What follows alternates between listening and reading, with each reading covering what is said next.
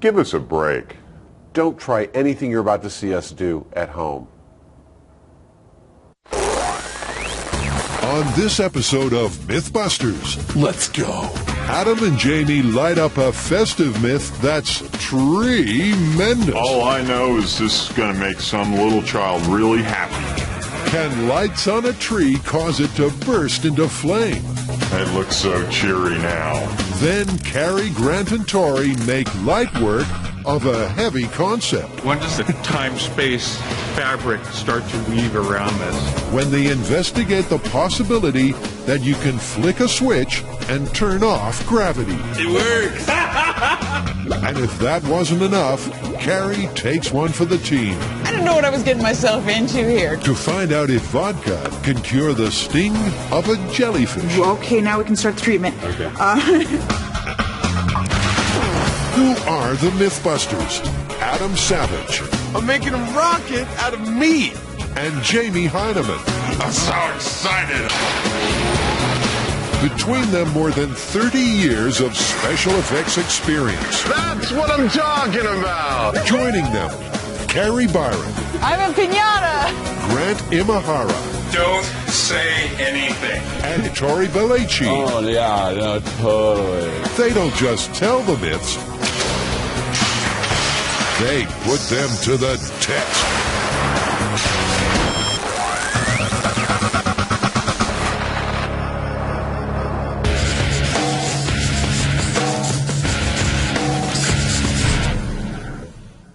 What do you got? Well, this one has been flooding my inbox. It is a very popular seasonal myth, but I can't wait until Christmas to test it. Okay, well, what is it? Well, you know, during Christmas season, you will have your tree festooned with lights. The myth is if you leave that tree on overnight, the lights can cause the tree to heat up, burst into flames, burn your house to the ground. Well, Christmas tree fires do happen every year. Right, but is it because of the heat from the lights or from some other reason? So we need to dial in on exactly what's going on there. Precisely. It's the epitome of the festive season, a tree dressed with colored lights. But is it dressed to kill? Tree fires are no laughing matter. But is this nightmare before Christmas really caused by simply leaving the tree lights on? Well, the Mythbusters are getting fired up to find an answer. What's the plan on this one? Well, we get a regular tree and a normal amount of lights, put it on it, and fire it up, see what happens. Right, you know, it occurs to me that we should test several different types of lights, because if there's one that gets hotter than the others, that should be our test platform. Okay, and then if none of the normal quantities of lights of whatever type set that tree on fire, then we need to really ramp it up and put a bunch of them on there. Right, but if your ridiculous number of lights fails to ignite that tree, we're going to have to resort to something other than the heat of the lights. You mean like a short? Exactly. But before all that, the first step in turning the spotlight on this myth is to get some lights. And the boys know just the place. We've come to a place called Fantastico in downtown San Francisco, and when you want really weird, esoteric, strange things, and you want a lot of them, and you want them cheap, this is where I have been coming for well over a decade. Let's see if store manager Mike can shed some light on the story. Now the question for us is, are the cases of the trees being set on fire a function of the lights themselves or of the operator putting up too many of them at once? These lights nowadays have a safety fuse and a plug. In the old days, you know, on the box it would say don't put more than 3 sets, and a guy'd have, 20 sets strung out, so it would overload your circuit and cause the house to burn. But now these actually have a safety fuse in the socket. These are the screw-in ones. Looks like my grandmother used to have, and then these are the little tiny blinky ones. Adam and Jamie buy dozens of boxes of the 2 most commonly used indoor tree lights, C7s and C9s. From this Aladdin's cave, it's back to Jamie's to get this myth up and running. These two types both have a 3 amp fuse in them. This one has a 5 amp fuse, and even just kind of holding my hands over here, I can feel a lot more heat coming off of this one. So that one right there is the one to keep an eye on. To test just how sizzling each variety can get, before loading up a tree, Adam first makes hot boxes. Look at that. So I'm going to take one of each of our sample strands and put them in these metal containers with foil over the top, leave them overnight, come back and measure them in the morning and see what the actual temperature I get to. Is that temperature hot enough to set fire to anything? With the boxes warming up, the guys plant a pine forest for their next test. The question is, will the heat from the bulbs ignite a forest fire? Second test is going to be to wrap the maximum amount that the manufacturer will allow around some trees.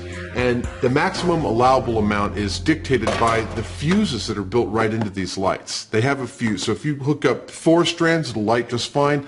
I think between 4 and 5 strands, those fuses will start to fail. So we're going to get to that point, wrap them around some trees, and leave those overnight. All right, Christmas spirit in 3, 2, 1, go. I feel like in such a good mood for some reason. Oh, doesn't it just warm your heart? To recreate a typical in-home situation, the lights are going to be left on all night, and it's Jess's job to watch over them. Some of these might actually blow after a short period of time, and in that case you would remove just one strand and let the other remaining strands glow all night, and we'll be back tomorrow morning to find out what happened. Here's hoping that for Jess's night, all is calm and all is bright. See you tomorrow morning. All right, thanks, guys. Sure. Thank you. See you tomorrow. I'll be here.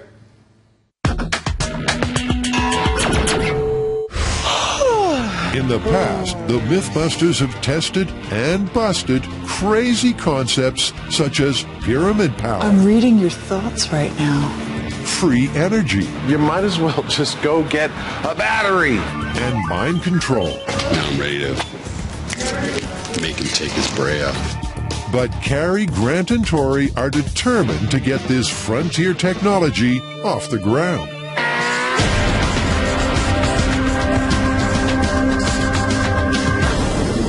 Okay, guys, got the next big myth. Have you ever thought it would be cool to control gravity? Woo! Great. Can't wait. Another one of these. Yeah. Okay, look. There's a lot of credible research going on all around the world. There's a Russian scientist doing a lot of cool stuff with superconductors. NASA, the European Space Agency are all interested. Yeah, that just pretty much proves that there's nut jobs and fruitcakes all the way to the top. Anti-gravity is the mythical holy grail of science. But can it actually be done? Can you flick a switch and turn off gravity? Is anti-gravity science or science fiction? It's these questions our intrepid trio will try to answer. And guess where they're going to start? As with all these fringe technologies, we have the magic of the internet to help us find information. And the Patent Office has issued numerous anti-gravity patents. They don't have to test if they work, but they do have to issue the patent. Okay, some of these have nothing to do with any sort of terrestrial technology, and most of these have nothing to do with any sort of reality. All right, well then why don't we just get a cross-section and then, I guess, start testing these. Before the testing begins, let's talk about gravity, a force that Tori is familiar with. But in case you're not, let's get back to basics and a clever fella called Newton. I'm okay. In 1687, Sir Isaac explained that gravity is the tendency of objects with mass to accelerate toward each other. And because that really big thing beneath our feet, planet Earth, has some serious pulling power, what goes up must come down.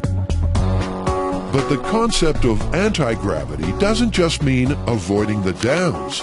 So an airplane or a helicopter or anything with wings is not an example of gravity modification. Yes, they generate lift, which is in opposition to gravity, but they are not modifying the gravitational field. So the team is going to be testing devices that claim to alter gravity. Sounds simple. Where do we start? The anti-gravity device that I'm working on is basically, it's just sort of a floating, spinning top. Okay, but how does a spinning top make gravity disappear? I don't know, but I think it takes batteries. Well, according to the instructions, the trick is to get the top spinning above the base plate, which should hold it in an anti-gravity field. This is how it says to start out. It also says for ages 8 and up. A quick read of the manual and a change of venue later, and it looks like Carrie has turned off gravity.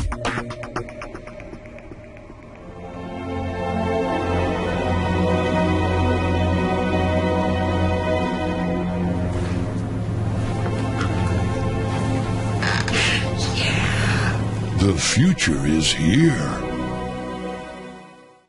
Later, will the festive fur get fired? I bet this is what Christmas is like in heaven. And the team get a shock when their lifter lifts.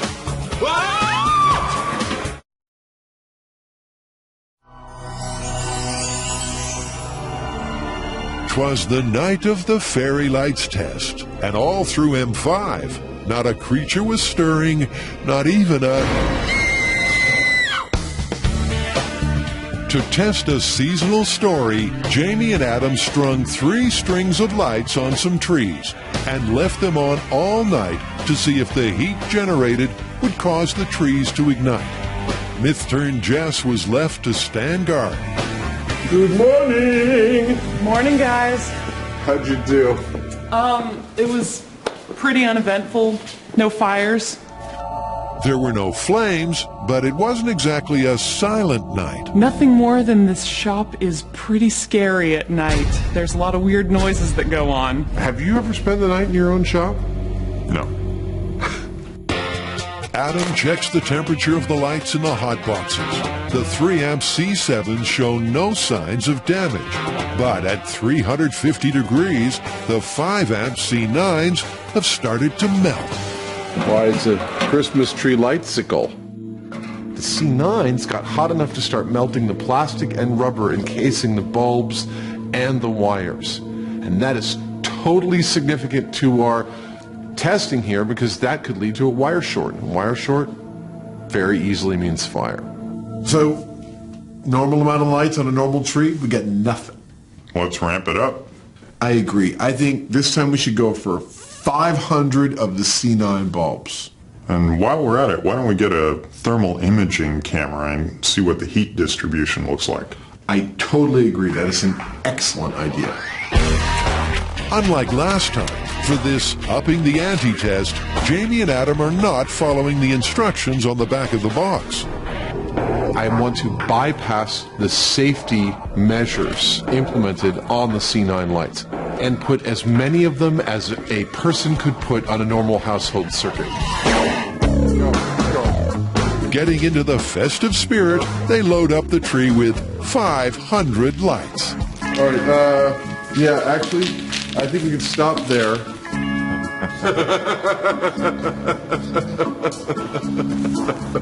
That's the lights, here's the thermal camera, and the action is about to heat up. This is going to make this so much fun. Adam, the heat-seeking cameraman, is ready. So you might want to put on your shades for this one. All right, in 3, 2, 1. Hey, everything went on. I can definitely feel the heat coming off of here. Now we wait. It's just going to be a while. What we're going to be looking for here is either the tree auto-igniting because of the general level of heat being created or some sort of a short. It's been 3 hours, and we're still pretty much leveled off, aren't we? Yeah, I'm getting up close to 225, thereabouts. It's gotten a little higher. I am noticing it's getting extremely dry right in the middle around the lights. These needles are just like they fall off the branches over here. This is like an oven.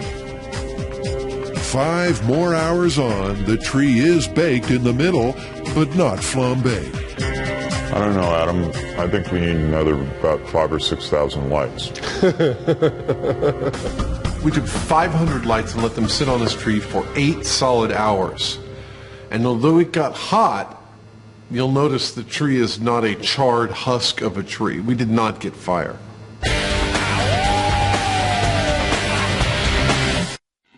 Gravity. It's one of the 4 fundamental forces of nature. So, is it possible to just turn it off?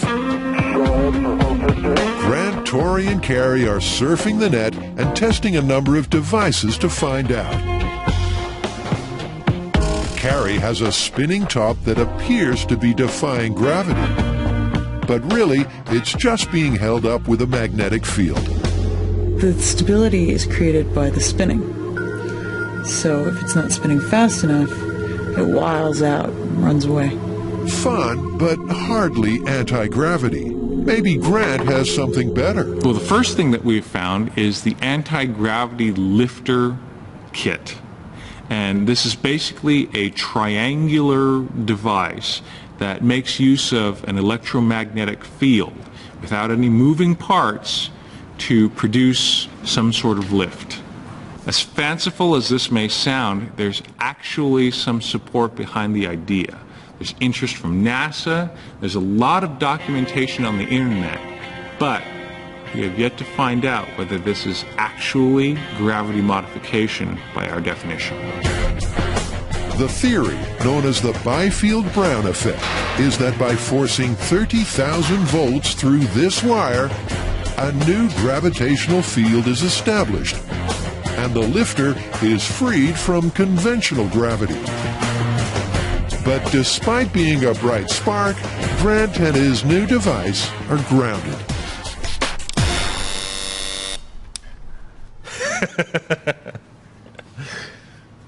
Does it say anything about buzzing? Could this build be a bust for Big Brain Grant?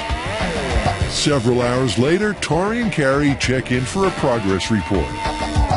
Anti-gravity machine's a little anticlimactic. Hey, just you wait. When this thing's hovering off the table, you're going to be eating those words. But progress is in short supply. I don't know what this is supposed to do, but so far it looks pretty cool. Fired. Grant, in an admission of defeat, calls the manufacturer for some advice. It's jumping across P1 to where R7C connects. And just a few modifications later, the team is finally ready for liftoff. Okay. I'm flying. It started flying towards me. Man, would you shut it off when it flies towards us? It's a Mythbusters first, an internet-bought device that actually works. You could say the team is shocked. I'm so impressed. Even Jamie is impressed. Well, it's neat that it actually worked. I mean, most of these things that we run across are just total nonsense, but yeah, that's real. It's definitely getting up off the table, and there's no fans, there's no rockets, there's no magnets, there's nothing but electricity going into it. So, pats on the back all right. But has the myth of anti-gravity been confirmed, or is there something else going on? Our team of super sleuths get testing to find out. Whoa. Oh, it's just totally just whacking it out. Neither. Okay, so we know there's a large electrical field around this, which, you know, just by nature of the device, we kind of figured. But that doesn't mean that that's necessarily anti-gravity. So next we should do thrust, and that'll tell us whether it's actually some mechanical form of lifting. And it's bad news for anti-gravity believers, because there is some air movement. We are getting 1.6 mile per hour of wind, so there is thrust. Yep, that is a thrust effect, not a gravity modification effect. So it's like a fixed-wing aircraft, you know, pushing air out of the way to overcome gravity. So 30,000 volts is forced down the wire, and that ionizes the air around it. These ions are attracted to the foil below, and the flow of air thrusts the lifter off the ground. And if Grant is right, it won't work in a vacuum. My suspicion about what's going on here is that the large DC voltage is ionizing the air around the lifter. And it's creating a flow of ions, which is bringing air along with it, creating thrust. Now what you can do to prove this, or disprove it, is to remove all of the air. If that's the case, then there should be no thrust. And sure enough, when they perform the test in a vacuum, the lifter is grounded. And it's not flying. It's not flying. It worked beforehand. You put it in the vacuum, no flight. No flight, no air, no thrust, no anti-gravity. Can't say it any better than that. Coming up, Adam blows a festive fuse. And then Carrie, Grant, and Tori bring in the big boys with the big toys. When does the vortex open up and like the time-space fabric start to weave around this? Can leaving tree lights on overnight cause a Christmas catastrophe? Well, not if the Mythbusters are anything to go by. They put 500 lights on a regular tree, but there was no fire in the hole. Yeah, I'm starting to think that we're going about this all wrong, that what we really should be looking for is an electrical spark. Well, all the lights are fuse protected, though. They're not going to generate a spark. That's true about the lights, but you could still plug too many lights into a standard house outlet by using those 3-outlet adapters. If you tree enough of those on each other, you could overload the house circuit. I think I could do a bench test that will demonstrate whether or not we can get a spark from that kind of arrangement. Okay. Okay, let's get cooking with Adam.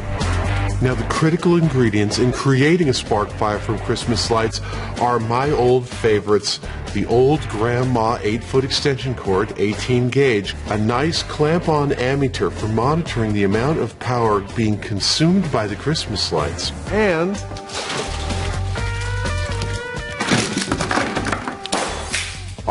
more Christmas lights than you could possibly imagine. Okay, maybe just slightly less. The preparation is so easy. Just take some plain cube sockets and put them one on top of the other. Does this look familiar? If it does, I'm not coming over to your house for Christmas. Plug them into an old-style extension cord. Modern extension cords are a little thicker, but this is very likely to be found in just about any house. And a generous amount of tree lights. With 10 strands, I am now exceeding the Underwriters Laboratories recommendations by 50%. And bake for about 15 minutes. 286 degrees. Crazy. Come on, I want some failure. It's probably best that you don't try this at home. I'm running double the rated power through it. Well, that right there is kind of scary. Isn't it? Yeah. I mean, if you put too much into an extension cord just plugged into your house. Whoa! That's what I was talking about. That's what's going to happen.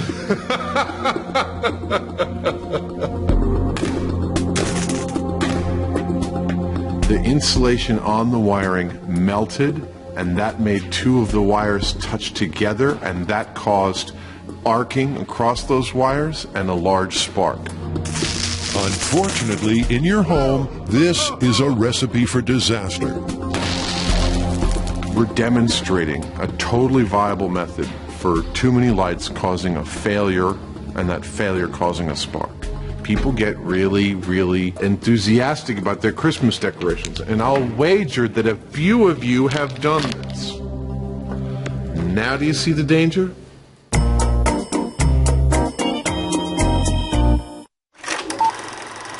Like commuting by jetpack and miracle time-saving kitchens, the control of gravity is a mythical technology that has been promised but not delivered. Or has it?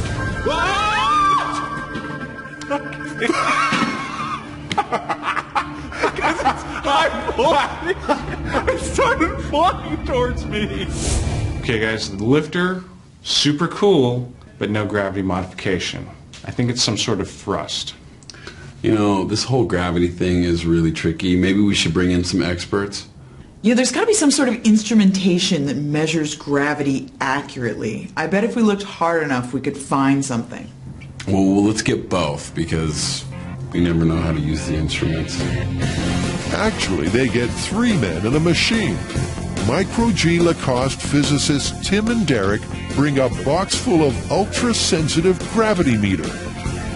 And there's Dr. Bob Jacobson, who's a professor of physics. So pay attention at the back there. Okay, let's get down to basics. What's the difference between anti-gravity and gravity modification? 747s fly by countering gravity with another force. You can fight gravity by having some other force that acts against it. Anti-gravity is canceling it. It's making it go away so that it doesn't act on a particular object. Instead of lifting something, you make its weight disappear so that it just floats. So that's the theory. And for confirmation that the anti-gravity devices don't actually cancel gravity, it's time to fire up the gravity meter. When does the vortex open up and like the time-space fabric start to weave around this? 23 minutes. Nice. Okay, Grant has successfully released his inner geek. So why don't we find out how the gravity meter works? So this is a vacuum. So there's no air, no nothing in there. Well, that's what we're actually trying to get right now. This is helping establish that. Okay. So there's a little mirror in here, a little motor that lifts that mirror to the top, Okay. and then releases it. It free falls. There's the vacuum. There's nothing to slow it down, so it falls purely under gravity. This black box here has a laser coming into it, just like a cop's radar gun. Bounces the laser off this falling mirror and tracks it extremely precisely. And then there's a bunch of electronics we'll hook up that read out the tracking information to that laptop, and it'll tell us what the acceleration of gravity is. Which sounds ideal for the myth. If there is any change in gravity, this awesome piece of equipment will detect it, right down to 1 part per billion. To perfect the vacuum that's so crucial to its accuracy, it has to warm up overnight. And when they come back in the morning, the guys get an idea of just how impressive it really is. Apparently there was an earthquake this morning, and I think that correlates to some of the noise we saw this morning. The meter not only mapped the effect of local earthquake activity on gravity, it detected tidal fluctuations caused by the passage of the moon, so it should be able to detect an actual anti-gravity field.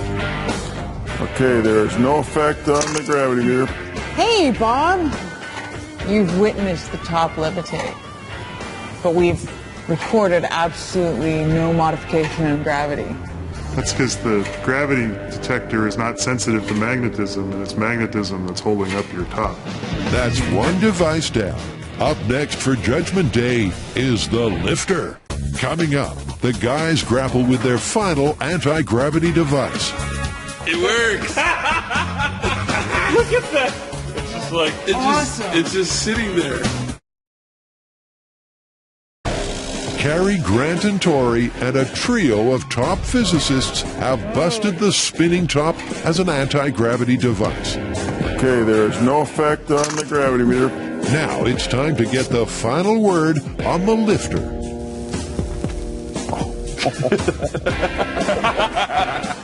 okay, now you can smell the ozone and you can Be feel. careful though, because it's don't get too close. But you can feel the wind coming off. So it's definitely thrust. That's the theory.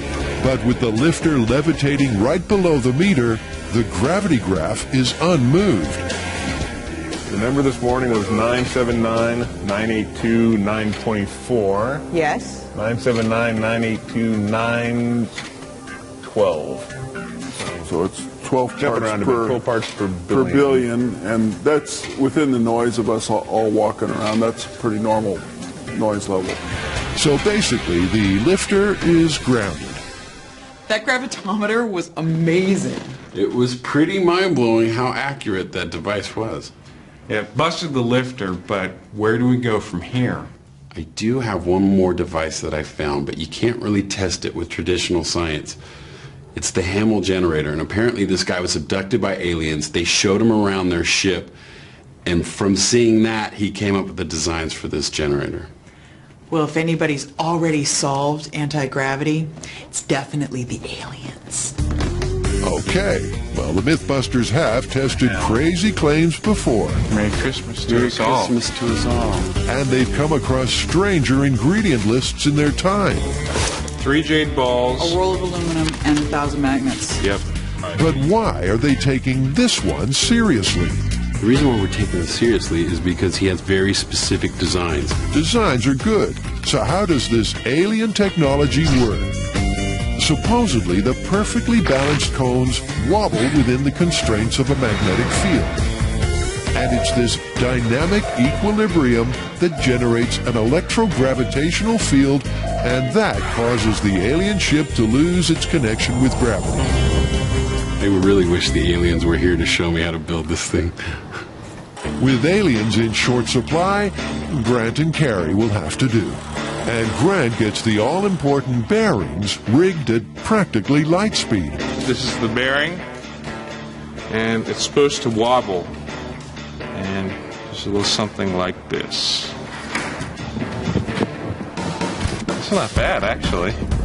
And while Carrie lines the rim of 3 bike wheels with the magnets, Tori has made 3 cones from the roll of aluminum.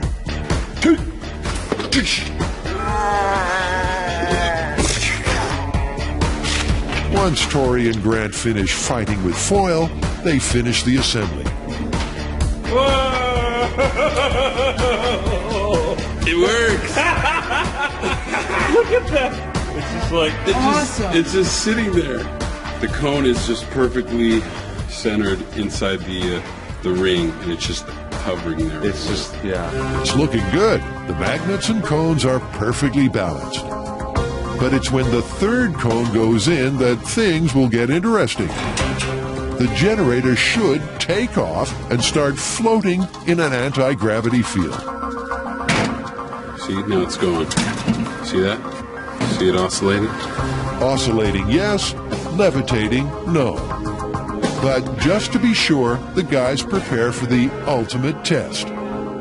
It's been started. Okay, we started the generator. Get out of the myth. Let's get out. Remember, the super-sensitive gravity meter can detect even the tiniest fluctuation in local gravity. Our world-class physicists stand by, anticipating a major scientific breakthrough. But really, no one is surprised when the Hamill generator flatlines. Are you sure you're not tampering with these results because you don't want there to be anti-gravity out there? Because it is all a conspiracy and you are part of the man? No comment. Did you see that hole in the ceiling where it took off? No. Me neither. You would have been better building something designed by Mark Hamill. Well, the Hamill aside, how did all our other devices do? Okay, the lifter, very cool piece of technology. It works great, but in the end, it's not anti-gravity. It's all thrust. So anti-gravity is busted. Yeah, it's busted. Well, I don't know if we can bust anti-gravity. I mean, we could bust our devices. All right, revised. Anti-gravity busted for now.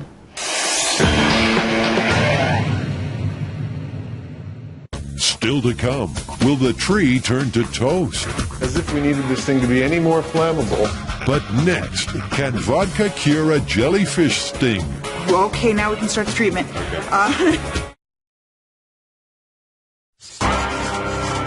Now for something completely different. Vodka. Most people choose to drink it. But our team of alcohol aficionados have busted it as a bee killer and poison oak cure. They've also used it to kill off bad breath and cheesy feet. But that's not enough for Carrie and Tori. This time, something fishy is going on. We're here at Monterey Bay Aquarium. We're going to pick up a jellyfish and find out if you can use vodka to treat a jellyfish sting. It's an old fishwives' tale, and if it's jellies you're after, you can't do better than this aquarium, which has one of the finest collections in the country. So it's off into the aquarium's belly to find a jelly. What type of jellyfish is this? These are Pacific sea nettles, Chrysora fuscescens, one of the big local jellies you'll find out in the Pacific Northeast Ocean. This won't kill you or injure you, but, you know, it'll be uncomfortable for a week. How reassuring. But you know what they say, no pain, no gain. See one that looks good? Oh, there's a good one. Jelly catcher away. One little tentacle, no problem at all. Wow. Bag o' jelly. I can't believe I get to take this guy home. Have fun. Back at M5, despite the vodka at the ready, Carrie's had second thoughts, not to mention thirds and fourths. I think I'm a little anxious. I'm a little bit nervous. I thought I was going to be perfectly fine, but now that it's come down to it, I find my heart going. You really want to do this? Well, it's not like I want to do it. I'm doing this for the show. You're going to grab him by the head gently and underwater run him across my arm so the little tentacles will slide across, stinging me with thousands of little stingers, releasing neurotoxins into my body. That should be fun. While the jelly limbers up, Dr. Torrey explains the procedure. All right, Carrie, so once you get stung, the process is going to be this.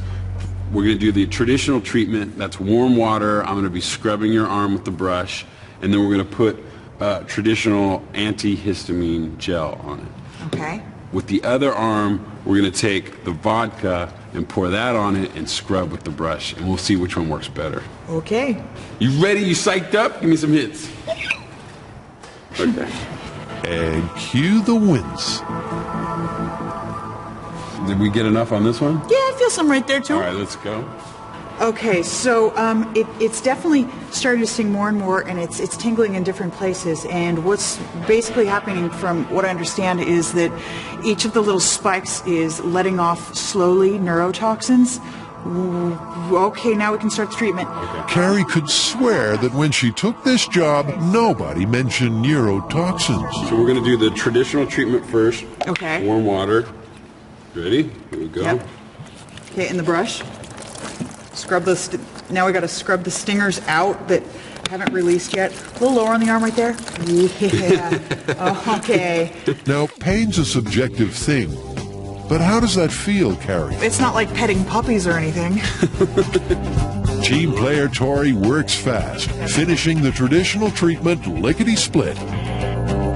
Vodka treatment. You ready? And before you can say, how you doing? It's all right.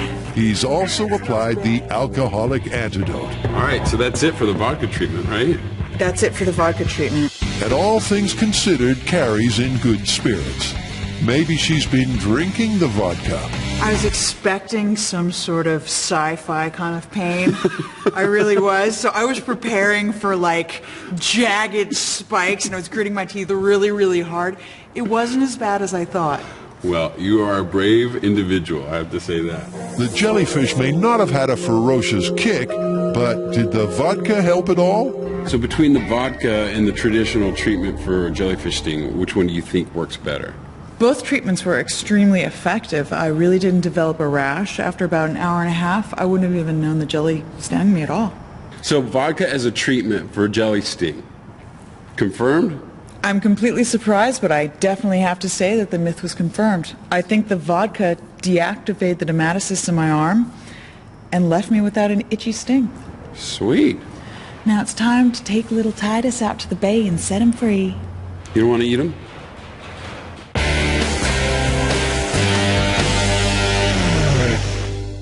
Coming right up, it's lights, camera, action. This is going to make some little child really happy. Will the tree get fired up? Barbie have the best toys ever. Adam and Jamie have been testing how Christmas tree lights can set your festive fur on fire, and they've just had a result. If you put too much into an extension cord just plugged into your house.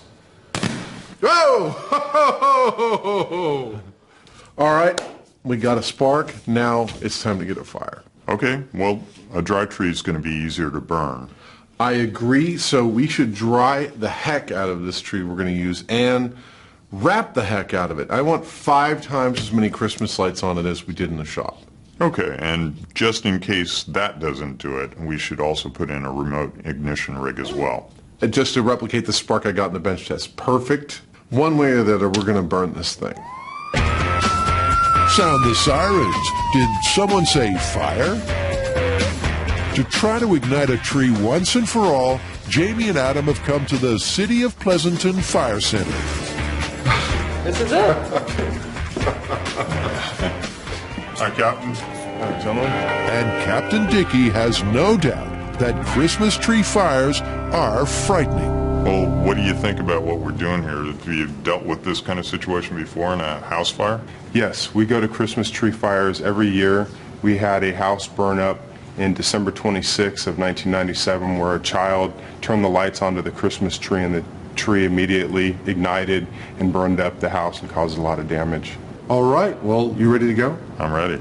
In this last test, the guys are going for broke. They've rigged the tree with hundreds of lights plugged into dozens of sockets. And to further up the fire factor, the pine is totally parched. What we have here is a kiln-dried tree. This was dried at a place that dries flowers, so it's dry as a bone. We've gone way over the top with these lights. We've got 2,500 lights. It's a couple hundred amps worth of electrical power and heat going into this tree. 72 strands of lights, 1,800 bulbs. I bet this is what Christmas is like in heaven. I'm going to turn them off. I can't even gaze upon it. So bright is the light it gives off. It's as bright as the sun, but there's something missing. That's right, tacky ornaments. A decorative garland. As if we needed this thing to be any more flammable. And some brightly colored baubles. Are these not glass? Oh, they are.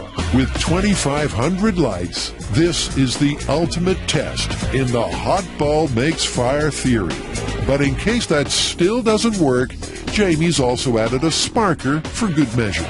The neon transformer takes 110, just, normal line voltage and kicks it up to, I think in this case it's around 6,000 volts, something like that. This is a straightforward, always works way of getting a fire.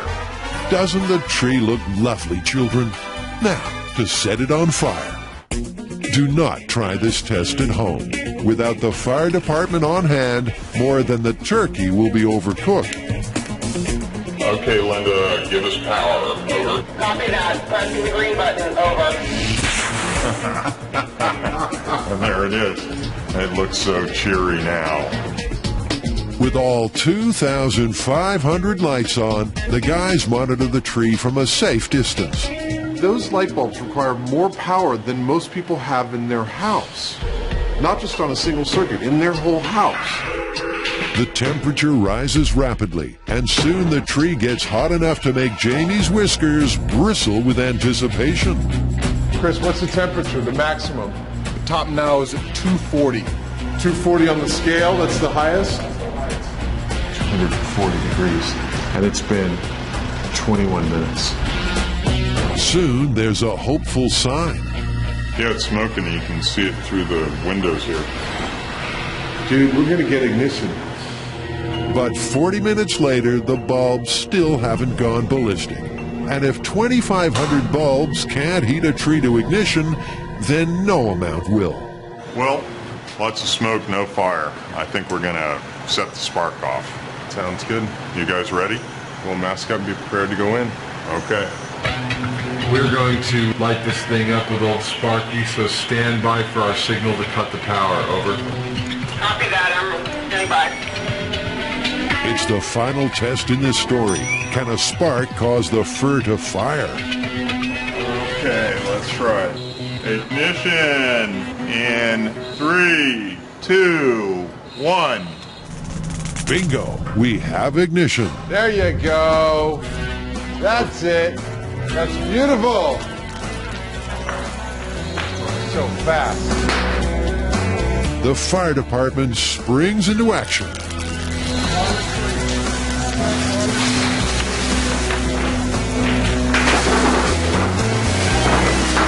Firemen have the best toys ever. Our Christmas tree's branches aren't so lovely anymore. Well, I thought it was an ugly Christmas tree before. There's your problem.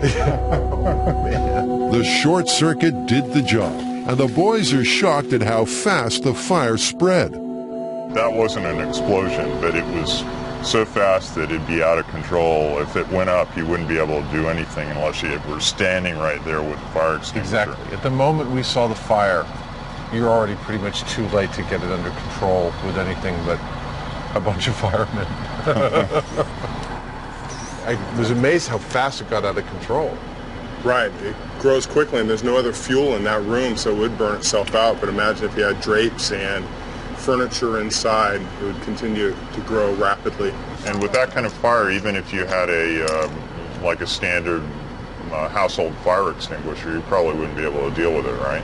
No, a fire like this would grow out of control before you can even go out and get your fire extinguisher. The best thing to do is leave the house immediately. All it would take is one little spark, you know, whether it's an older set of lights, whether somebody's messed with the fuse. You can get a short, and if you do, you can set a tree on fire. This is no myth. In fact, this is more like a public service announcement, because the figures we have says that on December 24th, 25th, and 26th in the U.S., there's over 10,000 fires that cause 40 deaths and over $80 million in damage every single year from Christmas trees burning down from various reasons. I think this one is totally busted. I mean, we put 2,500 bulbs on that tree, and it was not enough to create the heat necessary to auto-ignite. I agree. It's myth busted, but you know, that doesn't mean that people should let their guards down, because we did prove that it is possible to overload something like an extension cord with so many lights that you create a short and you could start a tree fire. Yeah, you know, this myth really, I'm amazed, woke up my holiday spirit. I think that we should do a Christmas special. It's one for the future. It is.